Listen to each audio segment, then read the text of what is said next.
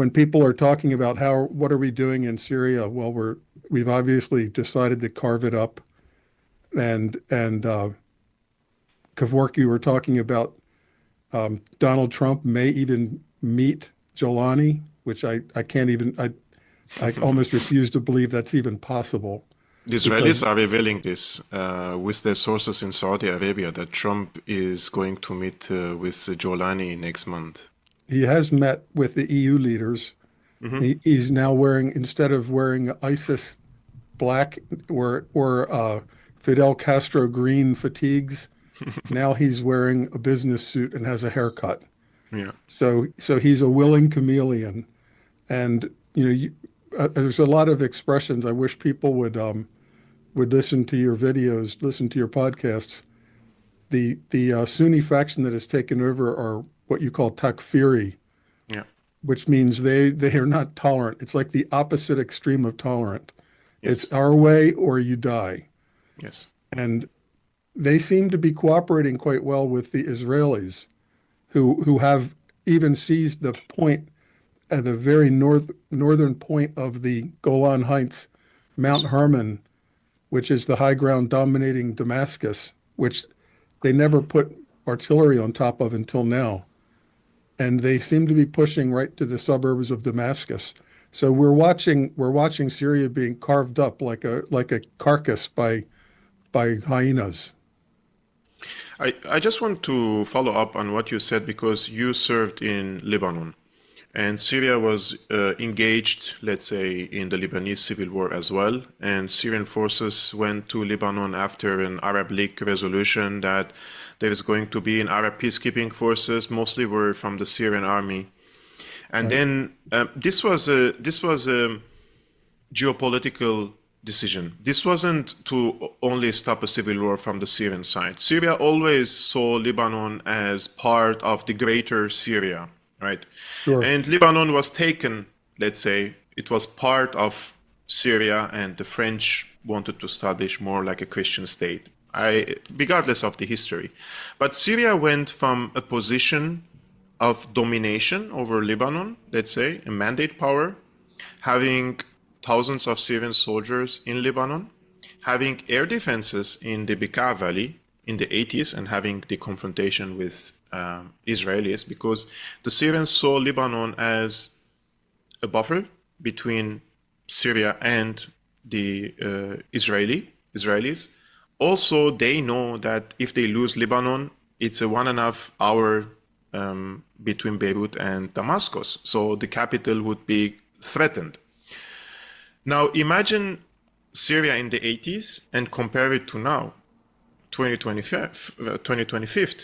Syria went from regional power, let's say, under regional power, below regional power, dominating over Lebanon and engaging in hostilities with Israel on Lebanese territories, into a fragmented, into a completely divided socially, politically, sectarian, etc. Plus the Syrian army is completely destroyed. So Syria went from a power that can have a leverage and impose certain terms in the region, and the Americans were talking, the Israelis were indirectly communicating with the Syrians through the American channels. Europeans, everybody wanted to, under Hafez al-Assad, they visited him in Damascus. Even Bill Clinton came and talked with Hafez al-Assad. Now Syria, as we know it, is gone. This is the first thing I wrote the second day Bashar fled the country. Because Syria is, this nation state, the concept of nation state of Syria is very new. This is the Westphalian idea that was imposed on Syria, that this is your country, we decided, Sykes and Picot divided the region, and then the French withdrew and they called it an independence, and now manage your own affairs. But Syria, before the independence, had 400 years of Ottoman occupation, and they lived under an Ottoman rule, where the Arabs, Assyrians, Kurds, Armenians, Chaldeans, etc., etc., etc., were second-class citizens. But back then, the majority, if they were Muslims, they belonged to the greater family of Islam, basically living under a caliphate, Ottoman Empire.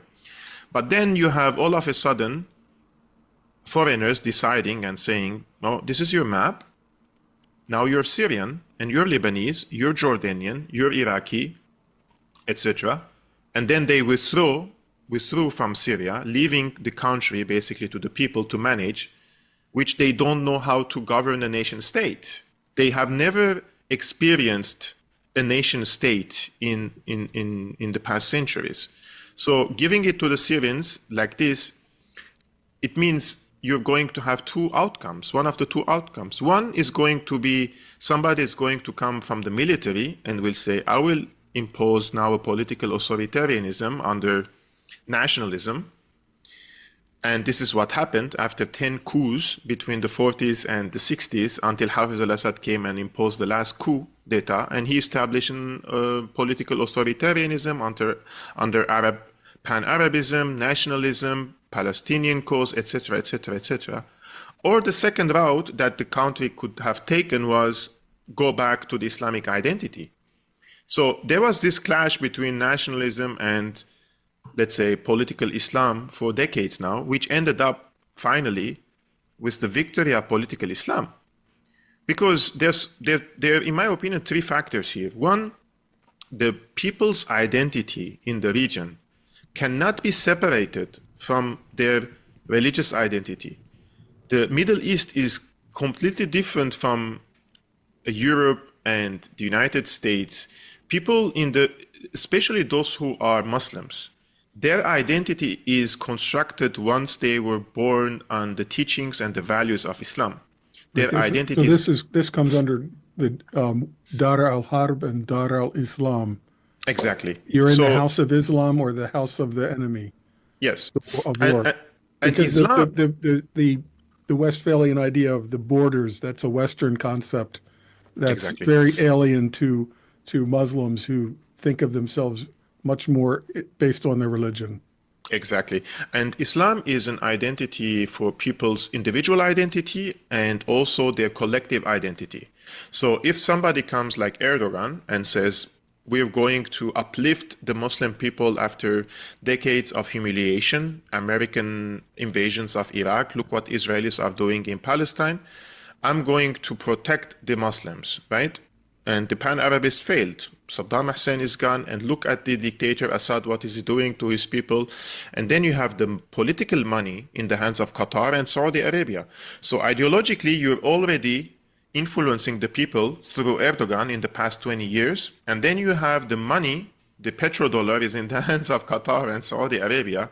And nation states such as Syria had little hope to survive under such circumstances because Syria had very, let's say, little resources compared to the other countries. So they go more into self-isolation, trying to immunize themselves against these ideas, the, let's say, political Islamic ideas, in favor of the pan-Arabism. This is why they always championed the Palestinian cause, because this was the gate for also gaining legitimacy, right?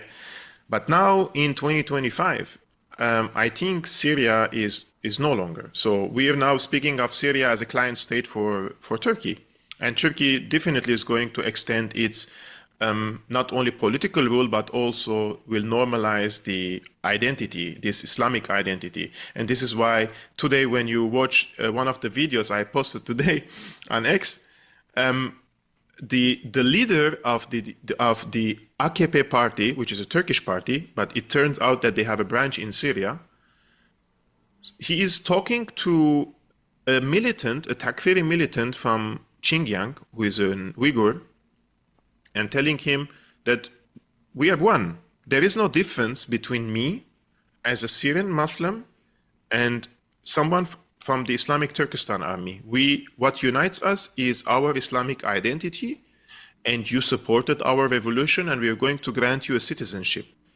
Like, if you reverse this logic now, this is what they do against me, because I'm someone who is vocal and, let's say, criticizing them.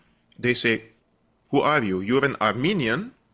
You came as a refugee a century ago after the Ottoman, let's say, genocide against the Armenians, and we will revoke your Syrian citizenship. So even the concept of identity has changed completely in Syria now, from being a Syrian into being like part of the Ummah, the broader Ummah. This is why they say Right, this is the a Ummah. new opening of Damascus after being occupied by an infidel Assad regime.